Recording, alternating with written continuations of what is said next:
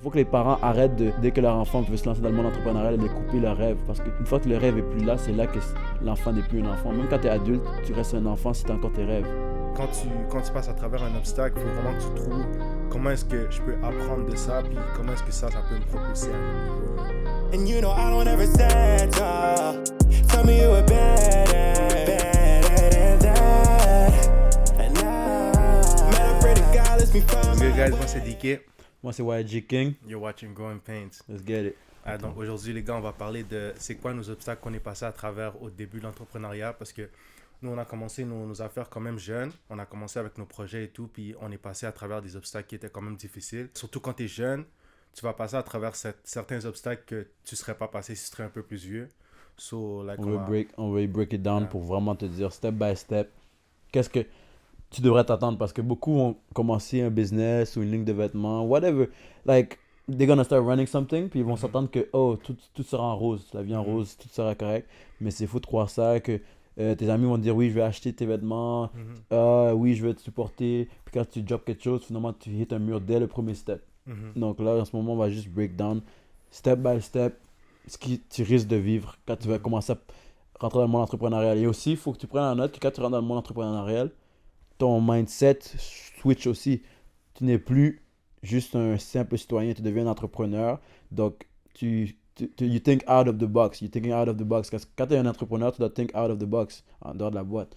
Ce que je veux dire par ça, c'est que à un moment donné, ta pensée va être différente de la majorité des gens, parce que la majorité des gens pensent un peu comme des moutons. Ils vont tous penser de la même manière. Puis, dès que tu vas penser d'une différente manière, ils vont t'appeler un outcast. Direct, tu vas tomber dans la catégorie outcast. Ok, tu sors de la boîte. Comme on dit, tu sors de la grotte. La théorie de sortir de la grotte. So, en ce moment, c'est juste pour te dire, tu dois t'attendre. Déjà, la première étape, c'est juste savoir que you're gonna be different. Ça se peut que tu vas te dénigrer, tu vas vivre une injustice. Tu vas te faire critiquer, tu vas te faire combattre. Puis c'est pour ça qu'on dit qu'au début, ils vont pas comprendre ton grind, mais c'est quand tu vas être arrivé au sommet, c'est là qu'ils vont comprendre pourquoi tu as fait tous ces sacrifices-là. Quand tu as une vision, et tu es 100% sûr de la vision, et tu as un game plan, et que ton plan est bien écrit de A à Z, puis que tu sais comment ça va finir, laisse personne te dire le contraire. Ils peuvent pas comprendre ta vision ni ton game plan, parce qu'à la fin, c'est comme si que moi, je suis un coach, toi, tu es un joueur. Je te donne un game plan précis pour toi, parce que je sais que toi, tu peux shoot. Ce game plan va marcher pour toi, mais ne va pas marcher pour l'autre gars à côté qui ne peut pas shoot, par exemple. So, faut pas croire que parce que le gars, il vient te dire que c'est impossible ce que tu penses, parce que lui, il n'est pas capable, il n'a pas les mêmes outils que toi, il n'a pas la même vision que toi, puis les mêmes capacités générales que toi. So, always make sure that avant de juste écouter quelqu'un, mets-toi à sa place, puis reflète-toi toi-même, genre la différence entre vous deux, voir pourquoi il te dit ça. Peut-être que lui, il ne réussit pas parce qu'il n'a pas le montant, il n'a pas le cash down que toi tu as, ou peut-être qu'il n'a pas les guts que toi tu as pour prendre ce risque-là, you know, ou les connaissances peut-être, ou les contacts aussi. C'est toujours une question de qu'est-ce que lui il a et qu'est-ce que tu n'as pas. Donc, laisse pas des losers just to bring down. Don't let them. C'est ça. Puis chacun ses forces et ses faiblesses, donc tu ne peux pas te comparer ton grind au grind de quelqu'un d'autre. So, le premier point, ça serait la pression sociale conformiste. So, c'est un peu comme on vient de parler, que dans le fond, tu te différencies de la masse. Quand tu deviens entrepreneur, tu te différencies de la masse. Puis, c'est pas ça le chemin que la société veut pour toi. You know, la société veut on parlait de ça dans l'autre épisode, qu'elle veut que tu ailles à l'école, que tu gagnes une job, you know, que tu sois endetté, puis que tu prennes ta retraite. Puis qu'il y en a même qu'après leur retraite, ils doivent continuer à travailler parce qu'ils ont plus... C'est pas assez d'argent pour eux pour prendre leur retraite calmement. So, c'est ça, tu sors vraiment de la boîte, puis il faut vraiment que tu t'attendes à ce que les gens te critiquent, que les gens te combattent avant que tu arrives au sommet, puis que les gens te félicitent. So, c'est vraiment un lonely road, comme on parlait aussi dans les autres épisodes.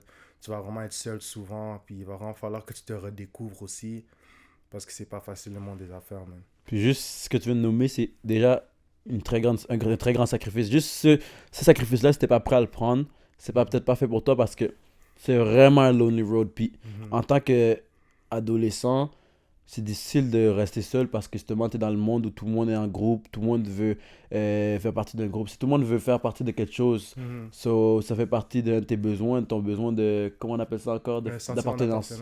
D'appartenance, exactement. So, tu vas devoir laisser tomber ce sentiment d'appartenance-là, qui est un des besoins humains, pour pouvoir réussir plus loin. Donc, c'est un de tes plus gros sacrifices. So, si tu n'es pas prêt à faire ce sacrifice-là, je te garantis que ça va être difficile pour toi, parce que là, tu vas aller à l'encontre de toute tout lien humain parce que littéralement, Mhm. c'est des réflexes humains de vouloir être quelqu'un avec d'autres Être gens. social, c'est ça. So, ça va être un lonely road. Get ready. It's not easy. Et on dirait, le plus que tu rentres dans le monde entrepreneurial, le plus que tu te fais critiquer, puis le plus que tu dois faire des sacrifices. Parce que, prenons par exemple, toi, pour exemple, ta marque de vêtements. Comme au début, tu es là, tu es en train de vendre tes vêtements et tout, c'est cool, les gens te supportent. Mais plus tu rentres là-dedans et tout, là, tu sais, tu commences à te faire plus d'argent, tu commences à avoir plus de responsabilités. Là, peut-être, tu n'as plus le temps d'aller à l'école et de faire tes affaires. So, peut-être que là, tu dois faire un choix. Est-ce que je vais quitter l'école ou est-ce que je vais rester là? Puis c'est ces grosses décisions-là qui vont vraiment faire réagir les gens, comme tes parents aussi. Si tu es là à vendre ta ligne de vêtements pendant que tu es au school, c'est correct parce que tu es encore à l'école. Mais quand tu es rendu à un certain point où tu commences à te faire un peu d'argent, mais si tu veux vraiment get to the next level, il faut vraiment que tu prennes un step forward, puis que tu, par exemple, que tu quittes l'école ou bien que tu vides ton compte de banque.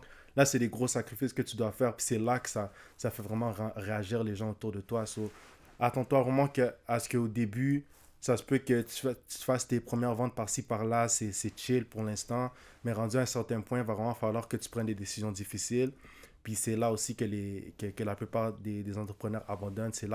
C'est quand tu dois prendre des décisions vraiment difficiles que tu te dis est-ce que je suis vraiment fait pour ça? Est-ce que je suis prêt à prendre ces décisions-là? Puis c'est ça aussi qui différencie greatness from normal people. C'est greatness, c'est les gens qui sont capables de prendre des décisions vraiment difficiles. Puis que oui, peut-être qu'ils vont perdre dans le short run, but in the long run, ils ont une vision à long terme, tu vois. So, c'est pour ça qu'il y a beaucoup d'entrepreneurs qui vont finir avec, je sais pas, un dépanneur, puis ils vont juste vivre en haut de ça, puis ils vont pas aller plus loin, ils vont pas expand, ils vont pas, par exemple, ouvrir des dépanneurs dans d'autres villes et tout, parce que ça prend plus de risques, ça prend plus de Ben oui. responsabilités. Beaucoup de So, ils vont business rester owners, plus confortables, beaucoup tu de vois. business owners vont juste ouvrir un business, Mhm, puis ils vont dire, je préfère mieux gagner moins de revenus, mais pas prendre de risque d'ouvrir ailleurs, mhm, par la chance que peut-être ça marche pas. mhm, Puis c'est ça qui différencie justement, comme tu dis, great people don't fold under pressure. mhm, They build like diamond. mhm, Tu comprends? So, tu dois toujours te rappeler ça. Diamonds is built under pressure. mhm, Donc, if you fold, you're not a diamond no more. So, mhm. c'est comme, moi, je garde toujours ça dans ma tête. Chaque fois que j'ai une pression, quelque chose qui m'arrive, je me dis, ça me rend juste plus tough, ça me rend juste plus tough. Puis C'est écoute, ça. tu peux te sortir de tout. Pour de vrai, genre, la moitié des citations sont faites juste pour te build. Like, il y a une manière que la vie est faite pour que tout ce qui t'arrive dans la vie, c'est pour une raison. Mhm, Pour, so, peut-être qu'aujourd'hui, tu croyais que ça c'était un blessing. Tu croyais, you gave a shot to something, puis ça n'a pas marché. Tu croyais que ça c'était vraiment toi, c'est fait pour toi, puis finalement ça marche pas. mhm, Puis là, t'as fail, maybe, mais apprendre ces failures-là, parce que peut-être qu'il y a quelque chose de plus great qui t'attend plus tard dans ta vie. So, c'est faire en sorte que ce failure, soit tu vas le prendre comme un loser, puis tu vas juste dire fuck it, ou mhm, tu vas l'utiliser pour devenir meilleur, puis après il y a quelque chose qui t'attend encore plus haut, en haut de la montagne, tu comprends? mhm. T'as pas tout vu encore. C'est ça. Moi, je pense que c'est un mindset shift il faut que tu penses que tout ce qui t'arrive, que ce soit mal ou mauvais, c'est juste un événement pour te rapporter plus proche de ton but. Genre, il n'y a rien qui arrive euh, il n'y a rien qui arrive qui va te blesser dans le fond. Même si il y a des situations vraiment difficiles qui t'arrivent, il y a tout le temps un benefit là-dedans. Comme, je vais prendre un exemple extrême. Let's say, like, you go to jail. Parce que j'écoutais un podcast, puis il y avait un gars qui m'inspire vraiment. C'est un entrepreneur qui est rendu vraiment à un haut niveau, puis il est rendu riche et tout, puis il se fait beaucoup d'argent. Puis lui, il est passé à travers des moments vraiment difficiles parce il était dans le street et tout, puis il a caught des cases et tout, puis il était on the run pendant longtemps. Puis quand il s'est fait attraper par la police, il a dû aller au jail et tout, puis il a passé à travers des moments vraiment difficiles. Mais ces moments-là, c'est ça qui l'a rendu plus fort, justement. Puis même si on prend l'exemple d'aller au jail, ben, ouais, tu peux regarder, tu peux le voir d'un negative lens, mais c'est aussi un moment que tu peux prendre pour apprendre à te connaître, apprendre à connecter à toi-même, puis apprendre à... Parce que des fois, on est tellement distrait avec le monde, puis on n'a pas le temps de juste s'asseoir, puis de penser, réfléchir. So, juste le fait que tu es en prison, ben ça te permet de juste reconnecter avec toi-même, peut-être lire des livres, C'est pour tu ça vois, qu'il y a puis beaucoup de gens, méditer. il y a beaucoup de gens quand ils sortent du jail. Ils viennent avec plein d'idées Puis et tout. j'ai oublié ce quoi l'expression qui disait que si le jail time t'a pas changé, il n'y a rien qui pourra te changer. Ça, c'est une expression que beaucoup de gens disent. C'est que si tu rentres dans le jail et tu ressors de là la même personne, c'est que tu devais rester plus longtemps là-bas. Mhm. Parce que quand tu es dans le jail, beaucoup de choses arrivent. Premièrement, tu avec des gens qui sont tous sont impulsifs. fous, ouais. Impulsifs. Tu es dans un environnement où c'est violent, tu as perdu ta liberté. Puis ta liberté et ton temps, c'est vraiment la chose la plus importante, comme j'ai dit dans le dernier épisode. Même toi-même, ton bord, tu te sens pas bien. Toi, tu es plein d'énergie négative. Mhm. So, c'est difficile de sourire dans ça. Donc, ceux qui arrivent à trouver une passion, même pendant qu'ils ont tout perdu ça, c'est des gens qui sont tough parce que t'es enfermé. Ce qui va arriver aussi souvent, tu vas être en lockdown, souvent, comme dans le gel, t'as pas beaucoup de temps outside, tu comprends? C'est 1 heure peut-être, après tu rentres dedans, tu passes la journée dans ta cellule. So, s'il y a des problèmes dans le wing, quelque chose est arrivé, ils vont te garder longtemps dans ta cellule encore. C'est like, chaque jour est contrôlé par les autres. C'est comme, ils te disent quand tu te réveilles, ils te disent quand tu manges, ils te disent. So it's like, tu dois trouver. So on appelle ça faire du bon temps. Tu dois trouver quelque chose à faire qui va t'occuper, qui va faire passer ton temps. Sinon, tu vas devenir dépressif. Puis tu le vois avec Lil Baby quand il est sorti du jail, Future quand il est sorti du jail. C'est là qu'ils ont commencé à bump le plus dans leur carrière à eux. Gucci Mane aussi, tu comprends? So. Shout out to Gucci Mane, comme quand Gucci Mane était en prison, sa femme a handle son business pour lui, il a laissé un bread pour elle, puis elle a flip quand il est sorti, c'est pour te dire, c'est comme, et quand il est sorti, il a juste fructifié ces montants-là, puis c'est juste un mindset shift, parce que si t'es dans le job, ça te fait pas réaliser que ce que t'as fait, t'as rendu là, puis tu mets encore la faute sur les autres, bah, tu devrais rester plus longtemps, parce que c'est comme, tu dois réaliser que une partie de tes actions, ils viennent de toi, c'est pas quelqu'un d'autre qui t'a forcé à le faire. You know, if you shot somebody, you still did it though. You know, si t'as été, if you get loyal to the gang or you get loyal to un code, c'est ta conviction. So it is what it is. You gotta live with it. Like, you know, if you're not a rat, you're not a rat. But ça vient avec, you gotta live with the fact that somebody shot your brother, you gotta keep your mouth shut. Tu comprends? So, c'est toutes des convictions que les gens, une fois dans le jail, ils break, puis là, ils deviennent comme fous, il y en a qui pleurent, il y en a qui perdent la tête, alors que d'autres vont utiliser ce moment-là pour juste dire, ok, quand je sors de là, comment je vais utiliser mon temps, parce qu'en ce moment, ils n'ont plus de temps. So, quand ils sont là-bas, c'est comme une pause de toutes les distractions. C'est ça. Puis tu peux prendre avantage de cette pause-là et assis-toi, écris tes idées, élabore des plans pour quand tu vas sortir. Tu as juste un different type of focus. Ben oui, il y a des bibliothèques là-bas, tu as accès à des livres, by the way, là-bas, tu as accès à des... T'as des gars là-bas qui vont donner du game, parce qu'eux ils sont là depuis longtemps, puis ils vont te donner du game pour éviter le jail time. Littéralement, the realest people you're gonna meet in jail gonna tell you, yo, once you're out, don't come back. Straight up, the realest people. Là, vous allez me dire, comment t'en sais autant? Don't worry about it. Non, mais tu vois, même avec un exemple extrême comme ça, on a quand même pu trouver des avantages. So, c'est juste pour te dire que il n'y a aucune situation que tu peux pas tirer avantage. You know? So, c'est juste un mindset shift. Les entrepreneurs sont beaucoup comme ça. Quand tu passes à travers un obstacle, il faut vraiment que tu trouves comment est-ce que je peux apprendre de ça, puis comment est-ce que ça peut me propulser à un autre niveau, you know? Yeah. Avant de passer au prochain point, je veux dire, free tous les gars qui sont dans le jail, quand vous sortez de là, utilisez votre temps pendant que vous êtes dans le jail pour build votre plan. Puis après, quand vous sortez de là, make it happen. Moi, je me rappelle, j'ai fait du juvénile aussi. Puis pendant que j'étais juvénile, je m'étais fait un plan. Quand je suis sorti, j'ai juste coché tous les plans que je faisais back to back to back to back. J'ai dit, ok, je vais faire ce montant-là avant ce temps-ci. Je vais faire ça avec ma ligne d'événements. Je vais job ci et ça. So, j'avais fait tout mon plan. Puis quand je suis sorti, ça commençait à le faire. J'ai dit, je vais commencer mon permis de conduire. Je l'ai commencé quand je suis sorti.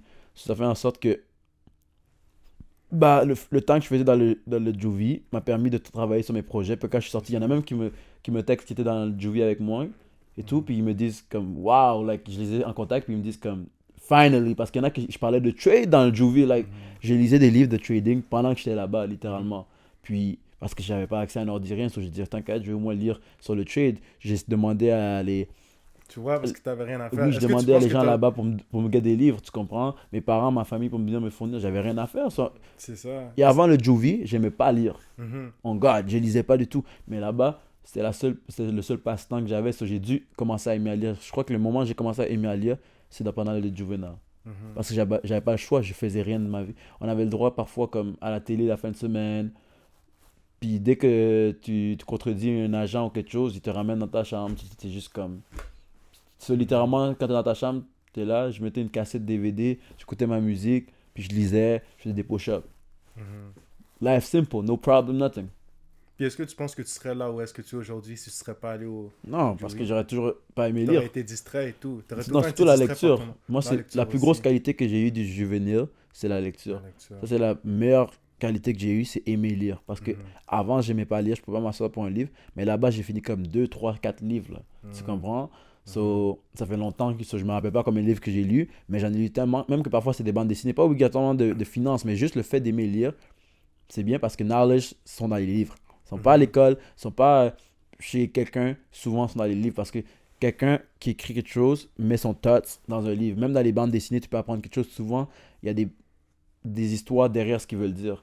So, pour revenir au sujet, j'avais un autre point qui avait un peu lien avec le tien, le scepticisme de l'entourage.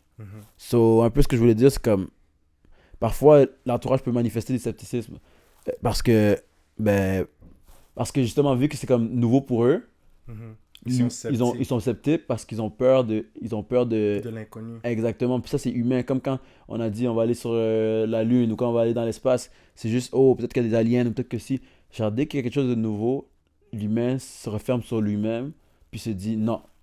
Il est fermé sur la nouveauté. C'est aussi souvent ça qui arrive avec le racisme puis les premiers préjugés. Dès que quelqu'un ne sait pas pourquoi cette personne-là est d'une couleur foncée, c'est parce que peut-être qu'il est ça, là, peut-être qu'il est ci. bizarre, il C'est est ça différent. exactement. Ça, c'est ça sûrement que leur réaction à eux back in the days, tu comprends? Alors que s'il aurait pris le temps de nous connaître, genre nous les Noirs, exemple, il n'y aurait jamais eu de racisme. C'est pareil pour n'importe quelle situation. L'humain en général, dès qu'il y a du nouveau, son réflexe, c'est juste le catégoriser en tant que dangereux. Puis ça va être pareil dans le monde entrepreneurial. Quand tu vas venir dire à ta mère, ou à ton père, ou à ton oncle, ou à ta soeur, whatever, que yo, je veux me lancer dans ça, ils vont te dire ah, mais c'est beaucoup de risques, c'est mieux que tu vas à l'école, c'est plus sécuritaire. Puis je dis mais je vais pas arrêter l'école, mais moi je vais mettre mon argent dans ça. Il dit tu vas gaspiller ton argent. Souvent, j'ai vu beaucoup de situations comme ça, même avec moi, mais maintenant que moi je coach, parce que maintenant je commence à build mon école de finance, quand je coach des jeunes, souvent leurs parents, ce qui vont à l'encontre de mes coachings, c'est qu'ils vont dire c'est que mais tu gaspilles ton argent. Je suis comme, mais de base, et là je pose la même question à leurs parents, je dis, ok, est-ce que c'est lui qui paye ses abonnements Netflix? Il y en a que oui, il y en a que non. Et quand ils me disent oui, je suis comme, ok. Il dit, vous le laissez aller au McDo, right? Il me dit, ok. Il dit, ses souliers de $150, il les a achetés avec les cartes cadeaux qu'il a reçues à Noël, right? Ok. Sur tous ces montants que j'accumule ensemble, c'est environ $200-300, ok. So, tu me dis que tu l'as laissé dépenser $200-300 dans des choses qui ne vaut pas la peine. Mais moi, je la prends pour un montant moins cher que ça, des choses qui vont le suivre toute sa vie, mais c'est un problème. So, il faut que les parents arrêtent de voir, dès que leur enfant veut se lancer dans le monde entrepreneurial, de couper leur rêve. Parce que une fois que le rêve est plus là, c'est là que l'enfant n'est plus un enfant. Même quand tu es adulte, tu restes un enfant si tu as encore tes rêves. So, moi, je trouve que beaucoup de parents coupent les rêves de leur enfant en disant que non, c'est trop de risques. Mais si vous vous rendez compte, votre enfant dépense dans plein d'autres choses inutiles. Puis moi, je te rends un service en t'apprenant des choses utiles. Parce que ce que je t'apprends, exemple, sur le trading, tu vas voir un autre trader, puis il va te dire c'est vrai. You know? C'est comme une résistance, c'est une résistance, un support, c'est un support. So, c'est juste un truc que je voulais mentionner dans ça, c'est que la peur de l'inconnu est la raison de pourquoi l'humain avance pas dans la vie, la raison des racismes, puis aussi la raison de pourquoi parfois un jeune s'empêche de devenir entrepreneur à cause de son entourage qui est sceptique. So, yeah. Est-ce que tu aurais un autre point? Honnêtement, sur le point du sceptisme, tu as tout dit. Il y avait un point que je voulais rajouter, mais je ne voulais pas te couper. Donc, je pense que je l'ai oublié. Mais si ça me revient, je te le dirai. Sinon, moi, un autre point que j'avais, c'était les défis émotionnels. Donc, si je parle de moi, personnellement, j'ai vécu beaucoup de défis émotionnels. Je pense même le fait de... Surtout en tant qu'entrepreneur, quand tu n'es pas sûr de ta vision au début... au début, la plupart des gens, quand ils ont un projet, ils vont se dire ah, « Ok, ça va marcher et tout. » Là, quand ils voient à quel point ça devient difficile, là, ils commencent à douter. Puis ça, c'est quelque chose que j'ai fait beaucoup. J'ai beaucoup douté dans tous les projets que j'ai entrepris. Puis je pense que c'est vraiment un défi. C'est un des défis les plus difficiles, le défi émotionnel, parce que 80% de ta réussite, c'est ton mindset. Genre, t'as pas besoin de lire tous les livres, t'as pas besoin de connaître tout sur l'industrie que tu veux te lancer. Là, t'as juste besoin d'avoir un bon mindset. Puis ça va te carry genre 80% of the way, you know? So, moi, je pense que les défis émotionnels, c'est quelque chose à... Il faut que tu arrives à contrôler tes émotions quand tu es en business, parce que c'est ça la raison pourquoi la plupart des gens ne réussissent pas. C'est à cause ils n'arrivent pas à contrôler leurs émotions. Parce qu'une chose que j'aime dire, c'est que consistency beats everything. Comme si tu arrives à rester consistent, que ça prenne 1 an, 2 ans, puis ça marche toujours pas, puis tu continues, peut-être la 3e année, c'est là que ça va débloquer, you know. Mais la raison pourquoi les gens arrêtent, c'est parce qu'ils n'arrivent pas à gagner le combat mental, you know. Ils se disent, ça marche pas, donc je vais abandonner. Mais ça, c'est justement tes émotions qui te mentent, you know. Alors qu'il faut que you gotta move with your head and not with your emotions, you know. You can't listen to your emotions parce que ça va tout le temps te donner des excuses pour ne pas faire le travail puis pour abandonner, you know. So, moi, je pense que c'est un des plus gros défis que tu vas rencontrer, c'est émotionnellement arriver à gérer tes émotions. Puis, la peur, l'anxiété. le monde entrepreneurial, c'est un océan d'émotions puis de requins. Les requins, c'est d'autres entrepreneurs qui veulent se crush entre eux parce que c'est la compétition. Puis souvent, ils vont te vendre des services que eux, ils savent que tu n'es pas gagnant ou ils savent que tu vas pas réussir. So, c'est juste un océan. C'est comme moi, ce qui m'a fait commencer ma ligne d'événements, c'est la phrase de juste saute dans l'eau et apprends à nager. C'était juste, ok, saute dans l'eau, tu apprendras à nager. So, je me rappelle plus qui m'avait dit ça, peut-être c'était mon oncle, mais quelqu'un m'avait dit juste de saute dans l'eau puis tu apprendras rendu dans le tas. J'étais comme, ok, je me lance, rendu là. Puis au pire des cas, je finirais par flotter ou quelque chose, mais j'ai appris direct. So, je dis pas que c'est la meilleure manière d'apprendre parfois. Ce que je conseillerais aux jeunes, par contre, c'est se renseigner plus que... Moi, je me suis renseigné aussi, j'ai fait mes recherches, mais je trouve que j'aurais pu encore faire plus de recherches avant de me lancer. Mais en même temps, faire trop de recherches, parfois, ça peut te rendre hésitant aussi, parce que le plus tu apprends, le moins t'en sais. So, je trouve que si tu en apprends trop aussi avant de te lancer, tu vas voir que finalement, tu n'en connais pas beaucoup. Puis là, tu vas être hésitant, tu vas te dire, tu sais quoi, je vais commencer le projet l'année prochaine. Et là, c'est parce que tu en sais trop. Parce que tu vas jamais être prêt. Genre, faut vraiment juste que tu te lances. Faut que les gens arrêtent de réfléchir. C'est la raison pourquoi les gens ne se lancent pas, parce qu'ils réfléchissent trop. Juste lance-toi, puis you're gonna figure it out on the way, you know? T'as pas le choix. So, je dis que c'est pas la meilleure manière, mais là, par contre, trop en savoir. Donc, oui, j'ai fait mes recherches, mais en même temps, je devais pas overthink about it. Puis une fois, j'ai commencé à me lancer. Là, ça roule déjà. So, pendant que ça roule, si je me fais pas payer, je perds de l'argent parce que je dois payer mon site web par mois qui me coûtait un certain montant, puis je travaillais pas. So, je devais figure out a way au moins minimum pour payer mon site web. Minimum au moins. Ensuite, mes fournisseurs. Ensuite, mes follow shoots. So, sinon, j'étais toujours en négatif.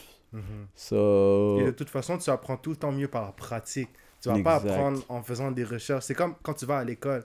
Like, le problème avec l'école, c'est qu'il y a trop de théorie, alors que tu apprends mieux en pratique, you know. C'est quand tu es sur le terrain, tu mets tes mains à la pâte, c'est là que tu vas apprendre le plus, you know. So, essaie pas de tout le temps trop réfléchir, trop analyser tout, parce que aussi, ça peut aussi te ralentir. Comme, en tant qu'entrepreneur, tu dois prendre des décisions rapidement aussi. Tu dois être capable d'exécuter rapidement, you know. So, tu peux pas tout le temps être là en train de overthink tout. Faut pas que tu aies peur de faire des erreurs. Si tu fais des erreurs, c'est normal. Just gotta get back up. But tu peux pas tout le temps réfléchir et tout. C'est bon de réfléchir à certains moments, mais comme il faut que tu saches comment être décisif puis prendre des décisions quand il faut. Exactement. Un entrepreneur, un leader est décisif. Il est pas comme...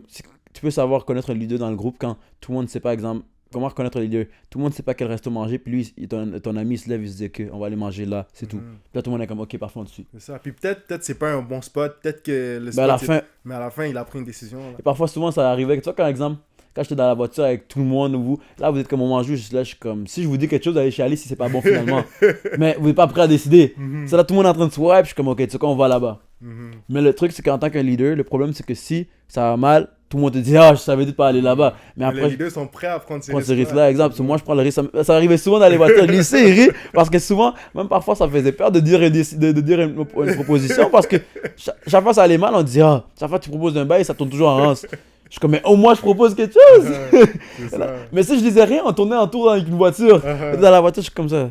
Je suis assis en arrière. Même une fois, ma copine avait remarqué, je suis en train de swipe. Elle me dit, pourquoi tu dis propose rien? J'ai dit, parce que si je propose quelque chose, ça va tomber sur moi. Mais c'est ça, être leader. Tu comprends? So, ça, c'est très important. Puis, avant qu'on rentre plus précisément dans le monde entrepreneur, je voudrais ouvrir un autre truc qui pourrait empêcher quelqu'un même de rentrer dans le monde entrepreneurial. C'est les attentes familiales traditionnelles.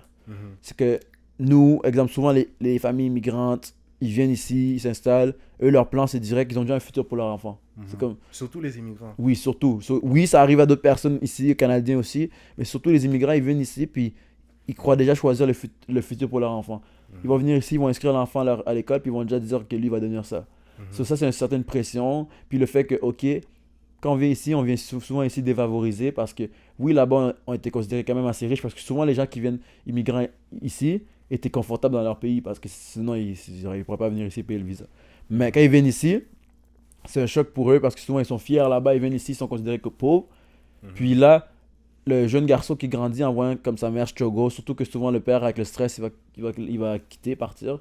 Ben là, le jeune garçon, il grandit en se disant, comme il voit que je dois faire de l'argent parce que, sans savoir, les parents l'encouragent à aller dans le monde entrepreneuriat parce que ils disent, oui, va à l'école, étudie, mais de côté, chaque fois qu'il y a un problème, il entend sa mère dire, j'arrive pas à payer mes bills.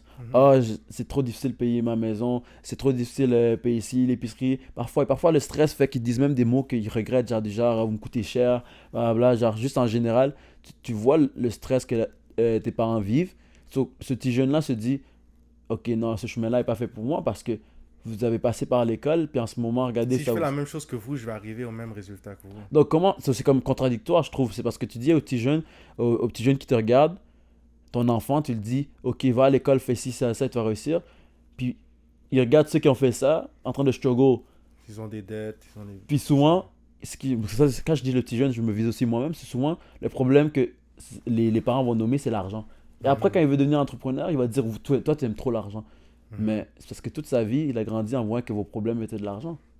Lui, il veut juste fixer le problème de sa famille. Il n'est pas selfish. Cela va dire, oh, il est selfish, il aime trop l'argent. Non, c'est parce qu'il a trouvé que le problème majoritaire de sa famille, c'est l'argent. Il pas juste de lui, du monde entier. Il va juste, en tout cas, il va juste décider de travailler dans les finances, étudier dans les finances de sa propre manière pour pouvoir payer. Mais souvent, ces parents-là vont éviter ce sujet-là. Ils vont dire c'est tabou sur la table. Il va commencer à étudier sur les finances. Il va vouloir parler de ça à ses sœurs, ses frères et sœurs. Ah, pourquoi tu parles juste d'argent? Mais parce que c'est ça que j'étudie. Si j'étais pompier, ou si j'étais docteur ou avocat, si je parlerais de ça, c'est correct. Tu comprends? Mais vu que je parle d'argent, c'est pas correct. Mais pourtant, si j'étudierais un autre domaine, là, c'est correct. Tu comprends? Ça, c'est un sujet que je trouve que souvent, ça m'arrive. Je sais qu'il y a d'autres jeunes qui sont dans la même place que moi, qui étudient, qui lisent des livres sur les finances, mais qu'on a discuté en parler avec leurs parents, avec leur famille, parce que chaque fois qu'ils en parlent, ils se font voir comme si c'est des adorateurs de l'argent. Alors que, au fond de toi, tu sais juste que c'est un outil pour réussir. C'est ça. C'est juste un outil. Puis, qu'on le veuille ou pas, sans cet argent-là, tu ne pourras pas aller manger, tu ne pourras pas aller vivre, tu ne pourras pas payer tes bills. Tu as besoin d'argent. Et c'est fou de rentrer dans la tête d'un enfant que sans l'argent, tu peux être heureux. Je dis pas que l'argent te rend heureux, mais sans l'argent, tu peux pas être heureux aussi. Parce que tu vas être dans le froid, tu vas être dans une maison pas stable, tu vas être dans un mauvais quartier. Tu as besoin de cet outil-là pour mettre toi et ta famille en sécurité, pour pouvoir après enjoy les moments de la vie. Tout le monde est en mode survie. 80 à 90% des gens sont en mode survie. Ils ne sont pas en mode vivre. They don't live, they survive. C'est comme dans la savane. J'adore donner cet exemple-là parce que moi, un de mes animaux préférés, c'est le lion et le dragon. Mais le lion, puis un prédateur et une proie, la proie, tous les jours qu'elle se réveille, son but, c'est je dois make it through the night, through the day. So, je dois make it through the day. C'est ça le but de cette proie-là. C'est ok, aujourd'hui, je dois manger, nourrir ma famille, mais pas me faire manger par les prédateurs. Puis c'est juste ça, ils courent, stressent. Et souvent, tu remarques que les proies, souvent, sont sur leur garde. Genre, exemple, tu approches un animal qui est considéré une proie, souvent, elle saute vite. Elle est habituée. Alors qu'un prédateur, ses réactions sont plus lentes parce qu'il est confiant. Un lion passe la journée à dormir. Parce qu'il vit. Il ne survit pas, il vit. Et quand il a faim, il s'en va hunt.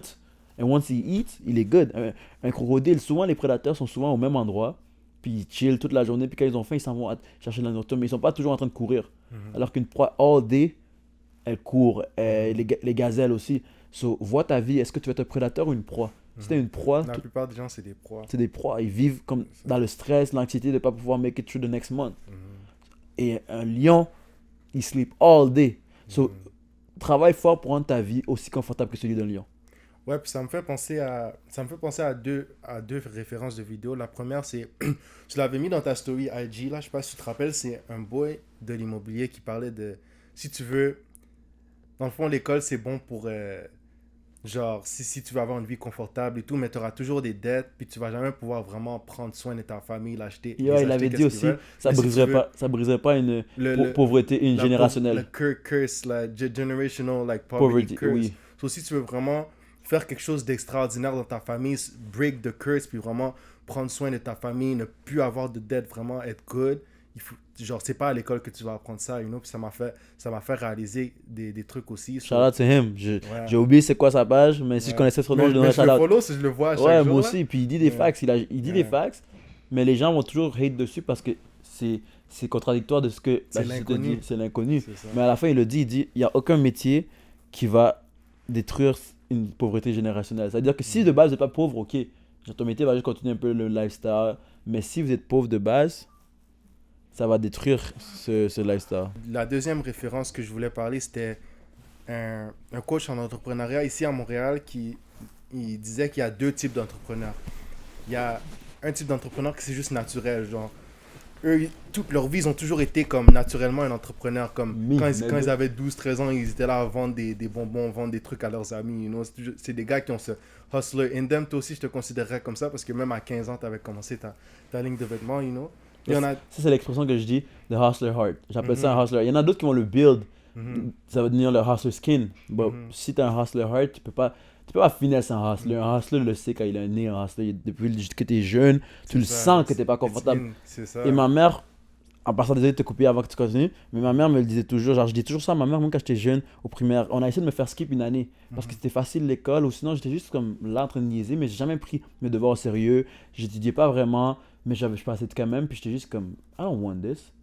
Ça c'est que t'es pas confortable sur ta chaise, puis tu te dis tu veux quelque chose de great, et je le disais à toute ma famille, puis il y en a qui me prenaient pour un fou, puis je devenais le mouton noir de la famille. Parce que you got that hustler heart, man. T'es un outcast. Accepte d'être un outcast. It's all good to be different. C'est ça. So, en fait, il n'y en a pas deux, il y en a trois types. So, le premier, c'est ça, hustler's heart. Le deuxième, c'est ceux qui sont... ceux qui apprennent à travers des livres, à travers des formations, you know, qui n'ont pas nécessairement eu ce heart à l'intérieur de eux, mais qu'ils ont appris à travers, je sais pas, leur entourage ou à travers des mentors. Moi, je me considérais comme ça parce que je n'étais pas comme ça avant. Moi, mais il a dû avoir... Souvent, ce deuxième type de personne a dû avoir un déclencheur. Comme... Mais ça tombe un peu avec le troisième type d'entrepreneur, c'est ceux qui sont poussés à le faire. Genre, leurs circonstances leur poussent à devenir entrepreneur. Comme par exemple, ton exemple d'un immigrant qui vient ici, puis ses parents n'ont pas d'argent et tout. Tu n'as pas le choix de faire de l'argent, sinon tu ne manges pas.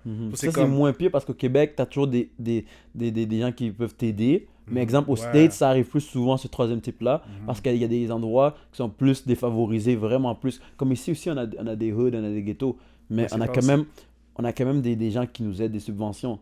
Mais en dehors d'ici, il y a des autres endroits dans le monde qui sont vraiment au bout du mur. Comme moi, je dirais pas que j'étais au bout du mur. But j'ai eu mes moments down aussi parce qu'à la fin, ma mère a dû payer toutes ses affaires elle-même. Ma mère s'est sortie elle-même du hood, tu comprends? Genre, on est dans un HLM. À un suburb, tu comprends? Ah, c'est moi aussi. C'est comme, je vois ma mère comme un hustler still, tout seul. Mais t'as raison, souvent ce troisième type-là, c'est qu'il n'y a pas le choix. Même si, souvent ce troisième type-là aussi a des responsabilités, genre des petites sœurs ou un petit frère, puis dans des circonstances vraiment merdiques, puis comme il aime pas, peut-être qu'il lui voudrait devenir... Et souvent ce troisième type-là voudrait aller à l'école. Parfois ça arrive qu'il devient un businessman, parce qu'il n'a pas le choix, mais... C'est ça, genre il devait quitter l'école parce qu'il devait se faire de l'argent live pour sa famille, là. C'est respectable. C'est ça, il y a un entrepreneur que je suis, son père a die alors qu'il avait, 24 ans. Puis genre, c'était lui le main provider, you know. C'était son père. So là, lui, quand son père a die, c'était comme, il n'avait pas le choix de prendre soin de sa famille, là. So comme il a dû prendre 3-4 jobs, puis il n'avait plus le temps d'aller au school, choisir un chemin traditionnel, you know. Toutes ces circonstances l'ont poussé à... Puis parfois même, un premier type ou deuxième type peut devenir un troisième type si du jour au lendemain, tous débalancent. Exemple, un hustler heart, malgré tout, qui c'est un hustler, du jour au lendemain, il doit vivre par lui-même, puis là, il doit get 3 jobs. C'est comme, ça peut se varier, mais t'as raison, c'est vraiment catégorisé comme ça. Puis le deuxième type, moi, ce que je voulais dire par déclencheur, c'est que souvent, lui, c'est comme ça, il a pris plus de temps, mais c'est juste que, en apprenant certaines, genre, en se renseignant sur certaines affaires, il a comme décortiqué le mensonge que la société essaie de le faire sentir. Surtout le long, c'était un gars qui suivait le chemin normal. Lui, il n'est pas né en dehors de la grotte. Lui, il est né dans la grotte. Tu comprends? Genre, un hustler heart, depuis le début qu'il est né, comme, ok, lui, depuis le début, il sentait quelque chose de bizarre. I don't want this life. Mais quelqu'un comme, exemple, toi, c'est genre, t'es dans la grotte, mais t'as fait quelque chose a fait que t'as découvert que, ok, je suis curieux. Ta curiosité t'a amené à découvrir plus d'affaires, puis après, tu t'es dit, ok, alright, so, non, c'est pas ça que je veux. Comme s'il y avait toujours des indices par-ci, par-là. Puis après, tu les mets ensemble, puis après, tu t'es juste dit, oh, j'étais tout le long en train de penser de mauvaise manière. Tu comprends? Puis le troisième type, c'est que lui, ça le dérangerait même pas de rester dans ça. Mais il a fait ses sacrifices. Parce que devenir un hustler, devenir un entrepreneur, c'est pas facile. Là. C'est comme, là, je l'ai expliqué dans un autre épisode, on va pas revenir là-dessus. Mais c'est bien plus facile d'être un employé qu'un employeur. T'as pas les mêmes responsabilités. Un employé, si tu perds ta job, t'en as une autre, tout le monde, ils embauchent partout. Mais un employeur, si tu perds ton business, t'en as pas un autre. C'est ça, personne qui est là pour te sauver. Là. Exactement. Un autre truc que je trouve que, un conseil que je donne aux jeunes, quand ils se lancent dans leur business, quand ils veulent devenir business owner, c'est fais des recherches toujours, oui. fais des recherches sur Internet. Moi, c'est vraiment YouTube Academy. Ça, c'est Mendes qui utilisait ce mot-là. Mais j'ai volé ce mot-là, mais ce que je veux Il y a dire, c'est beaucoup que de gens qui utilisent cette... ouais, YouTube Academy, c'est que tu apprends sur Internet, tu fais des recherches. Mais surtout, une des recherches que je trouve qu'il faudra pas que tu dormes dessus, que moi, j'ai slip là-dessus, c'est sur les réglementations en lien avec ton business. Les réglementations, puis les subventions que tu peux recevoir. Ouais. Parce que souvent, tu peux pas le savoir. Un de tes plus gros problèmes chez les jeunes, c'est le manque d'argent quand ils veulent commencer leur business. Mais souvent, le pays que tu es, parfois, peuvent te subvenir, dépendant si... Au Canada, ça arrive. Je sais pas, dans d'autres pays, tu peux recevoir des montants en tant que jeune entrepreneur, dépendant de ton âge aussi. Mais juste renseigne-toi parce que tu sais jamais si tu pourrais être surpris par le montant que tu pourrais recevoir, par les investisseurs qui peuvent te mettre en contact. So, juste fais les recherches, pas juste comment commencer ta business, genre je dois acheter cette machine-là, je dois avoir un site web. Fais aussi les recherches de c'est quoi les règles autour de ça. Genre, premièrement, tu vas être imposé à partir de quel montant. Genre, parfois, en bas d'un certain montant, tu n'es pas imposé, donc tu ne veux pas aussi être illégal. So, ok, à partir de ce montant-là, je crois que c'est 15 000 et plus que tu génères, là, tu es obligé de déclarer. En bas de ça, c'est comme tu n'es pas obligé. So, c'est environ ce nombre-là, je suis pas sûr. So, don't get me wrong. Au pire, si vous savez le nombre exact, écrivez-le dans les commentaires. So, renseigne-toi sur ces règles-là, mais aussi renseigne-toi sur les subventions que le gouvernement te fournit. Ça va te permettre d'aller chercher plus de ressources que tu n'as pas en ce moment ou de contacts. Peut-être que tu as même des organisations qui te font des meetings avec d'autres jeunes entrepreneurs qui ont un projet en commun pour cotiser ensemble pour avoir le même projet. Par exemple, si toi, ton projet, c'est en lien avec la technologie, puis l'autre, c'est le même type de projet, tu veux, je sais pas, construire un bail comme un écran, whatever, qui fait ci et ça tactile, peut-être que lui aussi, il a le même projet si vous allez mettre vos fonds ensemble. Yeah, c'est ça. C'est comme des activités de réseautage. Like Exactement. networking events. Ça, c'est important. Et ça vient aussi avec un autre point, c'est aussi le manque de connexion parce que souvent, tu es autour de gens négatifs. So, tu t'es tenté à fermer ta bouche puis ne plus parler de tes projets.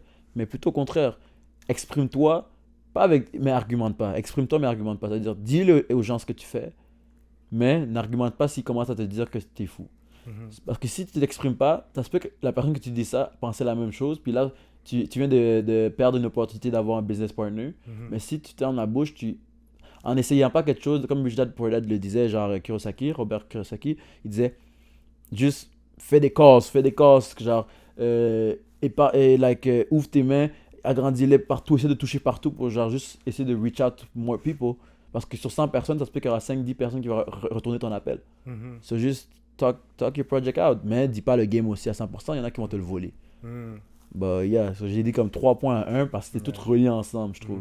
So, knowledge is power. C'est pour ça, knowledge is power. C'est pour ça, lire des livres, tout ça, réglementation, c'est extrêmement important. Moi aussi, pour mes projets, j'ai live.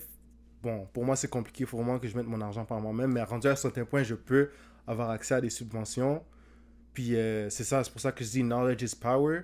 Puis, aussi, il y a une balance à avoir avec trop faire de recherches puis te lancer, comme on disait dans les points précédents. Il faut quand même que tu te lances, faut pas que tu passes tes journées à faire des recherches. Oui, c'est bon de connaître une base, mais encore une fois, tu vas t'ajuster like in the way. So, t'es pas obligé de tout savoir. C'est normal que tu vas faire des erreurs, surtout quand tu viens de commencer.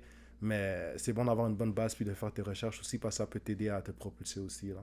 Donc, le dernier point que j'aurais, ce serait le manque d'expérience. En tant que jeune entrepreneur, tu n'auras pas beaucoup d'expérience, puis les gens vont pas te prendre au sérieux parce qu'ils vont voir ton âge, ils vont voir que tu es nouveau et tout, puis ils vont voir que tu n'as pas d'expérience. So, c'est sûr que ça sera difficile de faire tes premiers pas dans l'entrepreneuriat quand tu n'as pas d'expérience, mais c'est justement en te lançant que tu vas get de l'expérience. So, tu ne peux pas juste te dire je ne vais pas me lancer parce que j'ai pas d'expérience, parce que sinon tu ne vas jamais l'avoir, cette expérience-là. So, il faut que tu te lances, puis il faut que tu passes à travers des moments difficiles, puis ensuite tu vas avoir tes premiers wins, tes premiers losses, puis tu vas gagner l'expérience avec ça. Mais c'est ça, il y a beaucoup de gens, la raison pourquoi ils se lancent pas, c'est parce qu'ils n'ont pas l'expérience, puis ils se disent ok, j'ai pas l'expérience, so je veux rien faire. Mais c'est pas le bon mindset à avoir là. C'est sûr que tout le monde commence à quelque part, you know? So, puis on disait même dans l'autre épisode que l'expérience vaut mieux qu'un diplôme, you know? So, c'est sûr que l'expérience c'est important, mais comment tu vas gagner cette expérience-là? C'est en te lançant puis en faisant des erreurs et tout. So. Un autre type, si t'as pas d'expérience puis tu veux apprendre des gens qui ont l'expérience, get des mentors, get des gens qui sont passés à travers ces choses-là que tu vas passer à travers. Comme ça, tu vas gain. Comme on dit, a smart man learns from his mistakes and a wise man learns from other people's mistakes. You know, so... Ça, c'est facts. C'est Quand ça, tu m'as dit cette quote-là, Mhm. je vais retenir pour te le dire complet. Moi, yeah, that's facts. Yeah. Comme dans tous les livres que tu vas lire, ils vont te le dire que même l'écrivain lui-même a eu un mentor. Mhm. So, I feel like vous voulez pas vraiment réussir. Mhm. Moi, je trouve, ça c'est un truc que je te le dis, DK, si tu mets pas ça partout dans Growing Pains, je veux te spam pour que tu le mettes. Vous voulez pas réussir. Parce que si vous voulez réussir, puis tout le monde te dit la même formule, pourquoi tu la suis pas? To make a craft dinner is like this, it's like this. You know, après tu vas rajouter ta petite touche, ok. Mais tout le monde te dit, il faut un mentor, il te faut ci, il te faut ça. Pourquoi tu suis pas ça? C'est comme, moi en ce moment, quand on a commencé Growing Pains, je vous avais dit que je suis on my way to get out of the rat race. En ce moment, dans mon 90 Days Challenge, je suis rendu à moins de 30 jours. Moins de 30 jours. That means à la fin de janvier, si je suis pas out of the rat race, appelez-moi un clown. Mhm. Tu comprends? Mais pourquoi? Parce que j'ai une formule et je la suis. Puis je me suis rendu compte que si tu ne suis pas cette formule-là, then it won't work. J'ai fait du bread avec mon funded account. À la place de spend, oui, j'ai spend aussi sur mon voyage. So I'm not gonna cap. I'm gonna take out the cap. You know? Mais l'autre partie, je l'ai racheté de funded. Et là, je suis en train de les passer. Je suis en train de faire business avec un autre trader. Tu comprends? So, alors que j'aurais pu direct, ok, commencer à flex les racks, all this and that. Non, je vais les réinvestir parce que je me suis dit, quand je vais avoir 2-3 funded dans mon nom ou avec mon business partner, ça va faire que, ok, en sorte que là, je peux dire que, waouh, ok, là, je suis vraiment confortable, I'm out of the rat race. Tu comprends? Parce que là, je travaille presque pas du tout. So, ça fait en sorte que, ok, je viens, je te donne un game, puis il y en a qui me textent, qui me disent, ok, Mokhtar, comment tu as réussi à faire ci et ça? Je les dis, c'est comme ça. Et là, d'un coup, lendemain, je les vois faire le contraire, ou ils expectent qui vont avoir certain knowledge sans mettre de l'argent dessus. So, ces mentors-là, c'est des professionnels dans ce qu'ils font. Puis ils veulent t'apprendre, mais ils mettent un prix parce qu'eux, ils ont valorisé leur temps. Parce que justement, pour avoir réussi à atteindre leur niveau, ces mentors-là, ils ont dit que leur temps, c'est de l'argent. Et non, l'argent, c'est leur temps. Tu comprends? So, what I mean by that, c'est qu'ils n'ont pas échangé leur temps pour de l'argent. C'est plutôt au contraire, ils font l'argent travailler pour eux. So, le fait qu'ils t'apprennent, ils mettent du temps. So, tu ne peux pas les payer, ne t'attends pas à réussir. Tu comprends? Ça, c'est un de mes plus grosses pertes de temps. C'est quand les gens me disent, mais dès que ça vient de l'argent, ils deviennent tight. Alright. So, go hustle up. Si tu n'as pas le montant initial, to be a hustler, go hustle it up. Tu comprends? Moi, to learn trading, j'ai dû mettre de l'argent. Juste pour te dire, il n'y a personne qui m'a appris le trading gratuitement. I had to put money. Tu comprends? Puis grâce à cet argent-là, j'ai eu d'autres connexions de traders qui m'ont appris. J'ai appris de eux en mangeant sur une table avec eux. Tu comprends? So, ils m'apprenaient des games sans s'en rendre compte. Mais les premières fois que j'ai appris trading, j'ai dû payer. Puis après, ça m'a débloqué d'autres choses, d'autres connexions, d'autres affaires. But I had to put money down. So, va au solo, va vendre des souliers, va vendre n'importe quoi. Achète un cahier quelque part en ligne, puis revends-le à ton ami pour $5 de plus. Juste get des extra shifts, puis save ton cob. Exactement. Find any ways to get the price que ton mentor va te donner. Si tu te dis que ça coûte $200, tu payes ce $200. C'est parce que toi, à la fin, quand tu allé le DM, tu t'es dit dans la tête que c'est lui que tu veux qu'il t'apprenne de toi. Tu as vu quelque chose en lui que tu dis que, ok, si lui m'apprend, je vais réussir. Mais dès qu'il te donne un prix, à place de te penser de « Ah, laisse faire, je pourrais jamais apprendre de lui », dis « Comment je pourrais apprendre de lui ?»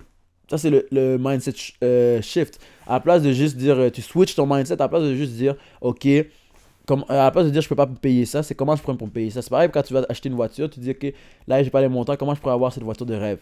Pense à comment tu pourrais y arriver. À la place de t'asseoir sur ton problème, pense à la solution. How can you get to the solution?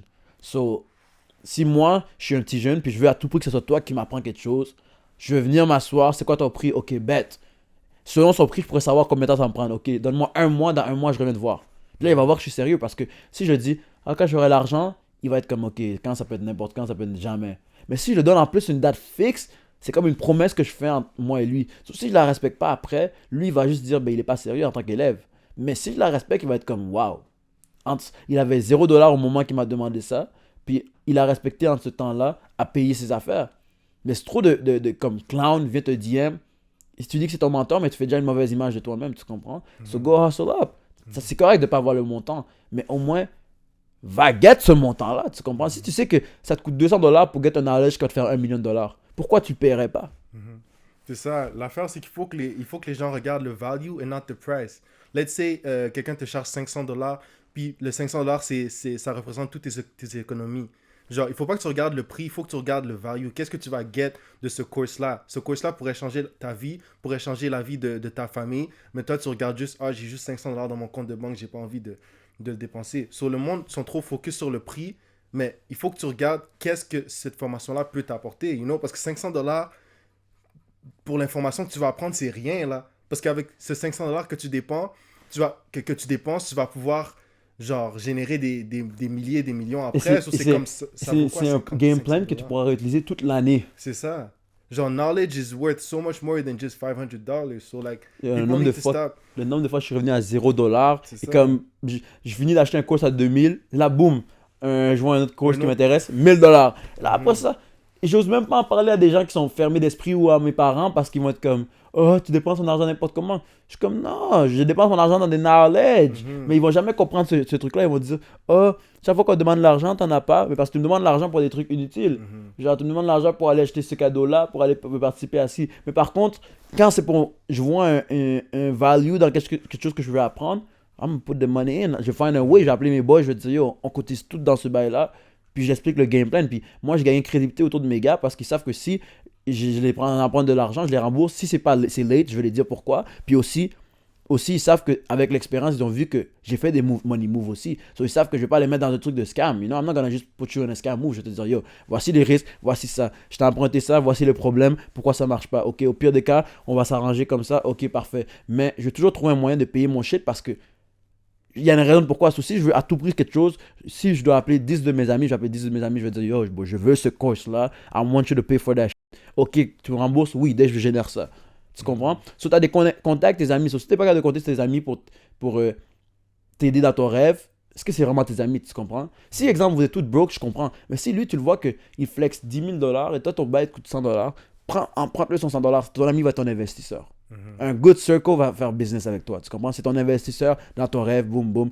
Tu comprends? Après, tu le redonnes. Mais il faut que de base, toi-même, tu as un bon nom. Parce que si de base, tu es un gars qui rembourse jamais ou que tout court, tu génères rien, tu es un bum, of course, they're not gonna trust you. Mais si de base, ils te trust, je vois pas pourquoi ils hésiteraient. Tu comprends? Dit que lui, il le sait. Parfois, je le hit up. Yo, j'ai ce move-là. T'es dans de mettre de l'argent. Moi, il me manque ce montant-là. I'm not gonna lie. Et je l'emprunte, boum. C'est un panique. Ok, il sait déjà pourquoi. Il ne stresse pas pour ça parce qu'il sait que je reviens toujours à mes chiffres. Tu comprends? Pareil pour toutes mes relations avec les gens. Puis là, ça, you should keep it, non? Puis Honnêtement, ça m'a fait penser à un autre point. Les gens payent pour un mentor sans jamais le savoir. Et la raison pourquoi je dis ça, c'est l'école. Tu payes pour aller à l'école. Tes mentors, en tant que tel, c'est tes professeurs. Je sais pas, que ce soit quand tu as un job, c'est ton boss. So, techniquement, oui, tu as des mentors que tu payes. Mais c'est comme, est-ce que c'est les mentors que tu vas avoir pour vraiment get à un autre niveau? So, quel mentor que tu vas avoir? Est-ce que tu vas avoir un mentor qui va te rester dans le 9 to 5 race? Ou est-ce que tu vas avoir un mentor qui va changer ta vie for real? puisque là, tu payes pour un mentor, chaque année, exemple, pour renouveler tes trucs de cégep, ta session. Mais chaque année, c'est un nouveau prof. Donc, ton mentor est même pas là le reste de ton parcours. So, tu vas dépenser ton argent anyway. So, où est-ce que tu veux dépenser ton argent? You know? Puis arrêtez de croire qu'on vous encourage à arrêter l'école, c'est faux parce que ma copine va à l'école, puis je suis très sévère. Quand elle a des mauvaises notes, elle le sait déjà, elle peut vous le confirmer.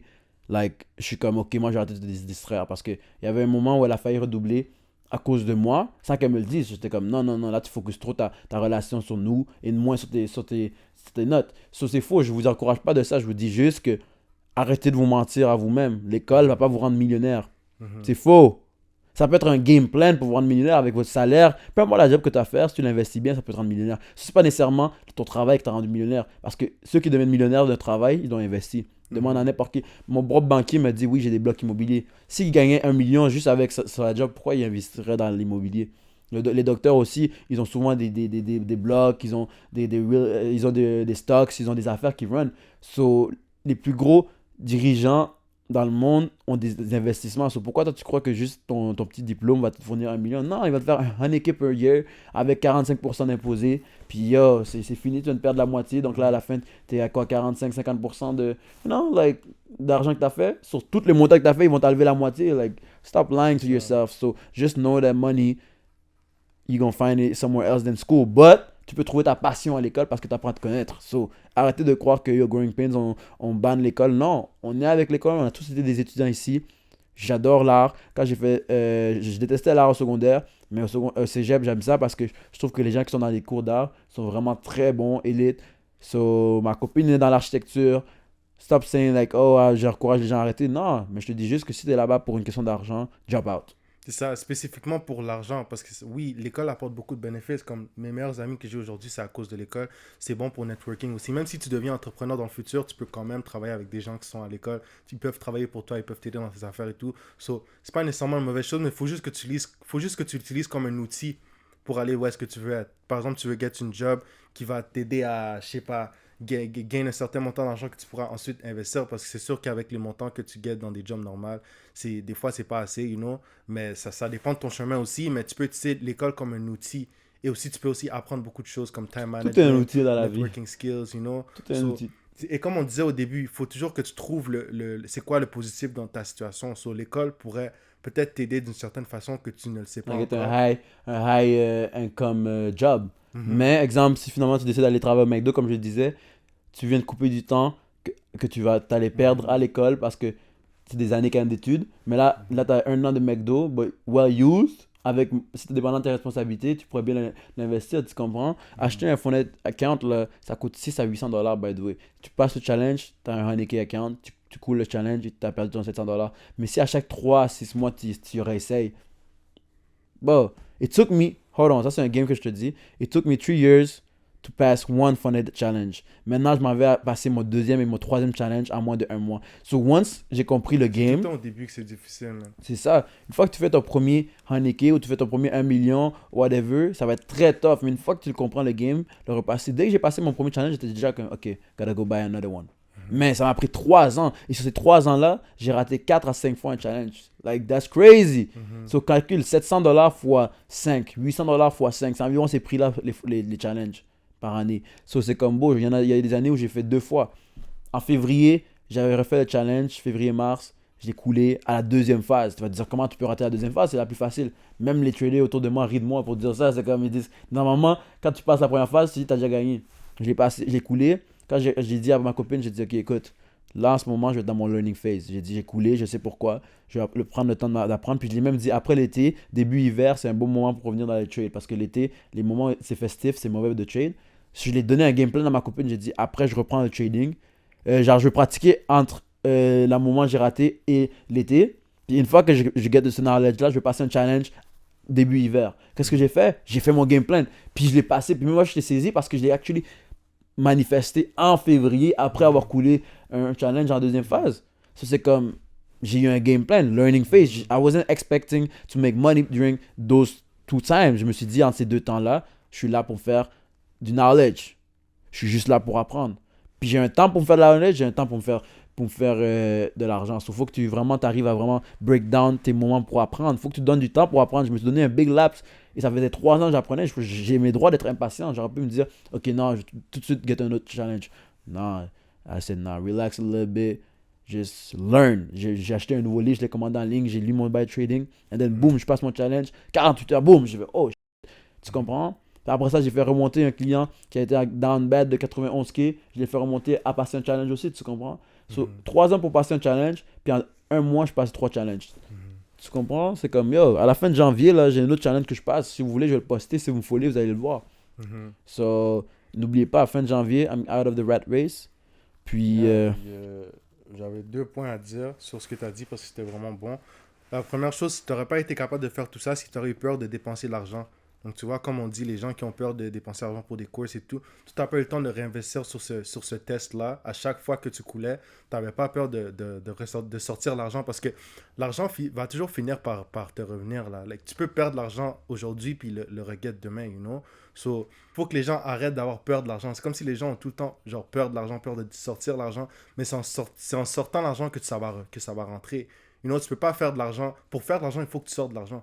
Alors que le monde pense que ils vont juste continuer à épargner et tout, puis par magie, l'argent va rentrer. Non, il faut que tu sortes l'argent. Il faut que tu investisses. L'inflation est plus haut que tes taux d'intérêt. C'est ça, comme ça fait pas de sens d'épargner, puis tu expectes de get money.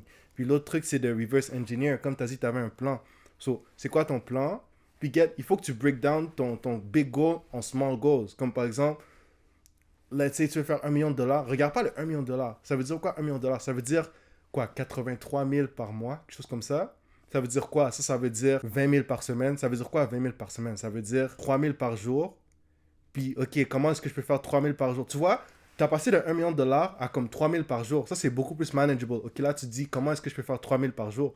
Je dois vendre, let's say, t'as un produit à 100 dollars. Tu dois le vendre à 30 personnes. Ok, là, je dois faire 30 ventes par jour. So là, c'est comme, au lieu de penser aux 1 million de dollars, tu penses à 30 ventes par jour. Puis là, tu focuses juste sur ce goal-là.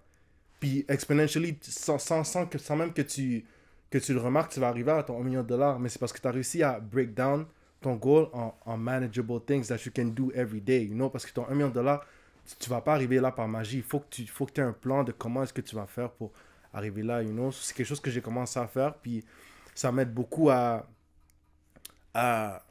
rendre mon goal comme un peu plus possible dans ma tête. Puis un peu plus comme je peux voir c'est quoi les actions que je dois poser à chaque jour pour arriver là. You know? Parce que j'ai fait un game plan. Là, j'ai même plus besoin de penser à mon goal parce que je sais déjà qu'est-ce que je dois faire every day. Exactement. So, like, ton goal est beaucoup plus... Like, une fois que tu as fait ton plan, tu n'as même plus besoin de penser à ce gros chiffre-là. Juste focus à faire qu'est-ce que tu sais que tu dois faire à chaque jour, puis ça va venir Exactement. tout seul. Ça, j'ai dit à mon investisseur qui était dans ma ligne de vêtements. Maintenant, en grandissant avec ma ligne de vêtements, genre, on se connaissait bien, mais on se connaissait à cause de mon cousin, qui était très proche avec lui. Puis, il a investi en moi parce qu'il avait quelque chose d'un potentiel à moi. Mais avec le temps, on se rapprochait aussi parce qu'on avait des projets ensemble et tout. So, il a appris à se connaître, on a commencé à hang out around. Puis là, on est très proches. Puis là, je l'ai dit, comme mieux cette année, j'ai dit, si on n'a pas fait un 100K et plus à la fin de l'année, c'est qu'on a vraiment rance. Genre, dire que je suis rendu à penser ça, alors que l'année passée, c'était juste mon goal, c'était juste make 10K stack. Tu comprends? Et maintenant, c'est, OK, if I don't even have a 100K made, bon, non, ça, même moi, cette année, je me suis dit, je l'ai dit à Mouktar, je vais faire 100K cette année. At J'ai least. fait un plan, at At least. least. C'est ça. Et vous croyez que votre seul moyen de faire un 100K, c'est d'aller get un doctorat. Tu comprends? Je dis pas c'est mauvais, mais pourquoi tu es autant fermé d'esprit? Tu parles à un jeune job-out ici qui est assis, qui te dit qu'il va faire un 100K à la fin de l'année. Tu comprends? Et à the end of the day, if I fail, je sais que je serai proche du but. Donc si je ne le fais pas, mon 100K, je vais au moins avoir fait 50K, 70K. Tu comprends? Mais au moins, juste le fait que je me suis donné un si haut standard, ça va déjà monter ça va déjà monter mes prestations. Ça, c'est comme quand on dit quand tu vises pour la lune, tu atterris parmi les étoiles. Genre. Exactement. So, you have a big goal, même si tu n'arrives pas, tu arrives quand même proche parce que c'était les tellement étoiles, un gros exactement. So, yeah. Puis, la dernière affaire par rapport justement à manage ça, c'est équilibre travail-études. Faut que tu trouves un équilibre travail-études. Moi, en ce moment, j'ai commencé Atomic Habits parce que en ce moment, je gère beaucoup trop de choses en même temps. Puis même Dicky, parfois, le sait comme je suis facilement... J'ai tellement de créativité qu'il dirait que je veux me lancer dans tout. C'est juste ça, c'est aussi une force pour moi, mais c'est aussi parfois un point faible parce que là, je suis trop distrait. J'ai beaucoup de projets en ce moment que je gère. So là, j'ai dit que non. Comme déjà, l'année passée, j'ai la difficulté à gérer mon temps, mais là, j'ai dit, en plus, là, en ce moment, je run 3 business. So j'étais comme, I need to take control of my habits. So j'ai pris le livre Atomic Habits, que j'avais déjà lu quand j'étais jeune, mais comme je faisais juste lire pour lire. Là, j'ai pris le temps de le lire. Puis, je veux vraiment prendre en main mes habits. Travail-études, genre, c'est pour te dire, comme si tu es étudiant, c'est difficile déjà de gérer l'école. Et ça va être difficile encore plus de gérer un business. Il faut que tu puisses être organisé. So, un conseil que je te donne pour être organisé, c'est lire le livre Atomic Habits. Ce gars-là, c'est un professionnel dans les habitudes de vie. C'est un professionnel. Puis regarde aussi notre épisode. Encore plus. Nous, on est direct. Si tu veux pas lire un livre, regarde notre épisode. Ça, c'est un des choix. Soit tu lis Atomic Habits, parce que nous, on n'a pas de livre qu'on a écrit. Soit tu regardes notre épisode sur les habitudes de vie, right? C'est ça notre épisode? Sur lesquels? Comment manage son time ou les habitudes de vie. Whatever. You go find it. You go do your own research sur Growing Pains. On a un épisode complet sur comment gérer ton temps. So, c'est une des deux manières. Sinon, on lit Atomic Habits. Mais en tant que business owner, dès le début, tu commences pas à avoir cette valeur d'avoir un bon agenda. Tu vas struggle. Comme moi, je struggle avec mon temps. Je vais l'admettre, c'est un de mes points faibles. Puis les gens qui ont travaillé avec moi le savent. Comme quand je suis on time, ils sont comme oh shit, you're on time. Damn. Like, ils font du sarcasme. C'est pour te dire, c'est un truc que dès le début, tu dois te briser ce bad habits. Tu dois gérer ton temps dès le début parce que sinon, ça va te suivre pendant longtemps. Puis moi, je suis rendu à 3 business. Puis là, je suis comme oh, comment je vais faire? J'ai des meetings par-ci, j'ai des meetings par-là, j'ai des appels par-ci. Sur le plus tu vas t'enfoncer dans le monde de l'entrepreneuriat, le plus tu auras des responsabilités. Mais si au début tu n'écrivais rien parce que tu te disais juste un business puis c'est comme 2 fois par semaine. Ok, Mais qu'est-ce qui va arriver si du jour au lendemain, maintenant c'est 3 fois par semaine, 4 fois par semaine, maintenant 2 business. Parce que ça va grandir. Ton but c'est que ça grandisse, right? Ton but c'est que tu veux que ton business grandisse.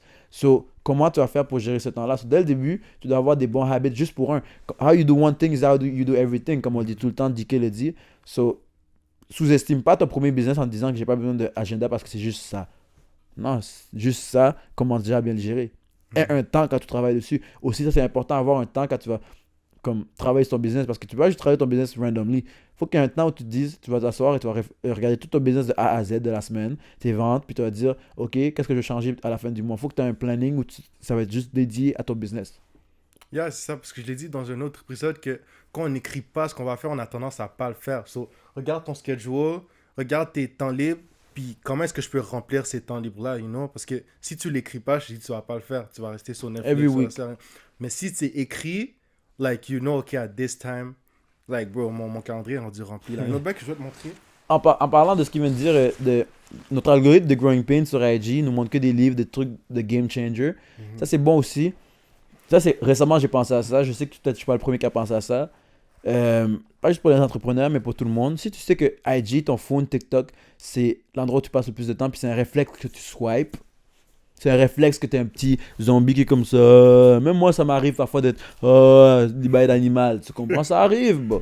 But then, un conseil que je te dis, à la place de swipe des bails inutiles, commence à changer ton algorithme. Commence à unfollow ce qui a rapport avec des femmes qui shake leur ass, des rappers qui font juste montrer des guns, violence, all that. Puis commence à follow des bails qui vont t'aider, qui vont te rendre une meilleure personne. Comme ça, au moins. Développement personnel. Développement personnel. Comme ça, au moins, après, tu vas continuer à swipe, mais à la place que tu vois, you see some bum shit, some bullshit, tu vas voir des choses que, like. Qui peuvent t'apprendre. Comme, maintenant, c'est rendu, les réseaux sociaux, c'est rendu un endroit où tu apprends. Exactement. C'est So, si tu sais que les réseaux sociaux, c'est un endroit où tu perds trop de temps, transforme ce temps que tu as perdu finalement en juste des connaissances.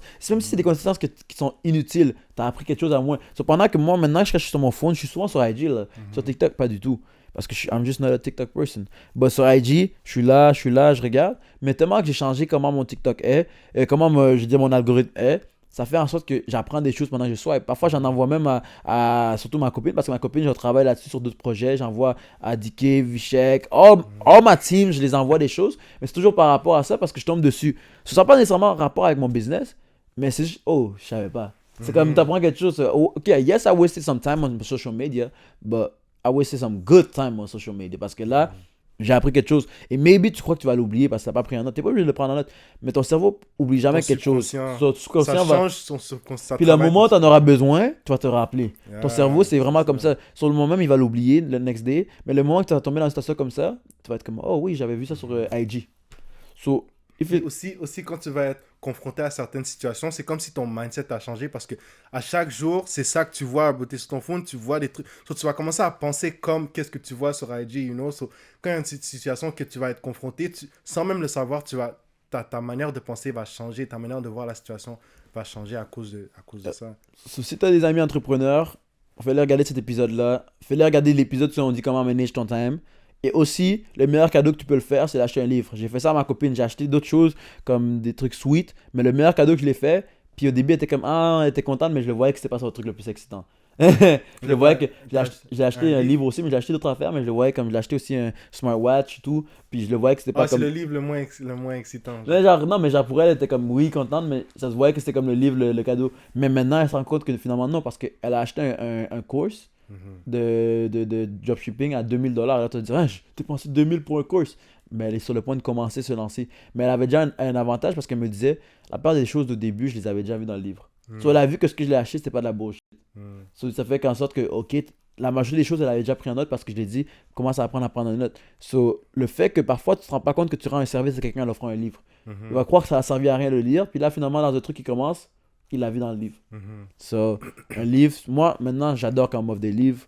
Comme j'adore. Si tu m'offres des livres à propos de développement personnel, de finances, juste d'athlète. J'adore aussi le livre de Georges Saint-Pierre sur le combat parce que Georges Saint-Pierre, c'est un des meilleurs combattants. Il a été blessé, il est revenu, puis il est devenu champion. Genre après une blessure de je sais pas combien d'années, 1 an, je crois. Si je me trompe, dites dans le commentaire. But like, tous ces livres sur Great People, tu me l'offres, je suis heureux. So, si tu veux rendre quelqu'un heureux et que tu sais que c'est un hustler, give him a Yeah. book. That's the best thing you can do.